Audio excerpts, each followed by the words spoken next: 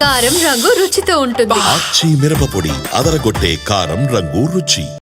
మరోవైపు డార్లింగ్ తో pan India సినిమాలు చేసి ఫెయిల్ అయిన దర్శకులు ఇప్పుడు సెకండ్ ఇన్నింగ్స్ కు రెడీ అవుతున్నారు.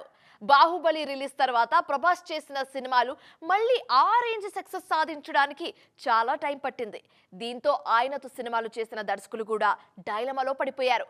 ఫైనల్ గా ఈ లిస్ట్ లో ఉన్న దర్శకులు ఒక్కొక్కరు మళ్ళీ బౌన్స్ బ్యాక్ అవుతున్నారు.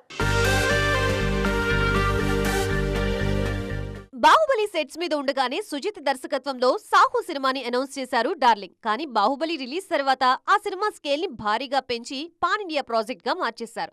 అందుకోసం దర్శకుడు సుజిత్ చాలా కష్టపడాల్సి వచ్చింది.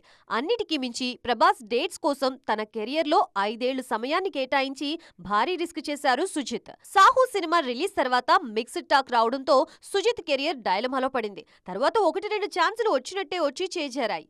దీంతో నెక్స్ట్ ప్రాజెక్ట్ కోసం చాలా కాలం వెయిట్ చేయాల్సి వచ్చింది. ఫైనల్ గా పవన్ కళ్యాణ్ తో ఓజీ సినిమా పట్టాలెక్కించినా ఆ మూవీ కూడా డిలే అవుతోంది. రీసెంట్ గా పవన్ రీ ఎంట్రీతో ఓజీ టీంలో కదలిక రావడంతో మరోసారి యాక్టివ్ అయ్యారు సుజిత్. పాన్ ఇండియా స్టార్ గా ఎదిగిన తర్వాత ప్రభాస్ కెరియర్ లో బిగ్గెస్ట్ డిజాస్టర్ ఆదిపురుష్. ఈ సినిమా రిలీజ్ తర్వాత దర్శకుడు ఓం రౌత్ మీడియా ముందుకి రావడమే మానేశారు. కానీ ఇన్నాళ్ల తర్వాత ధనుష్ హీరోగా కలాం బయోపిక్ ని ప్రకటించారు. ఇప్పుడు అందరి దృష్టి రాధేశ్యామ్ ఫేమ్ రాధాకృష్ణ కుమార్ మీదే పడింది. ప్రభాస్ తో పోయటిక్ లవ్ స్టోరీని తెరకెక్కించిన ఈ యంగ్ డైరెక్టర్ ఆ సినిమా ఫ్లాప్ అవడంతో అజ్ఞాతంలోకి వెళ్లిపోయారు. మధ్యలో 1-2 ప్రాజెక్ట్స్ ట్రై చేసినా వర్కౌట్ కాలేదు. మరి ఆయన ఎప్పుడు తిరిగి మెగాఫోన్ పట్టుకుంటారో చూడాలి.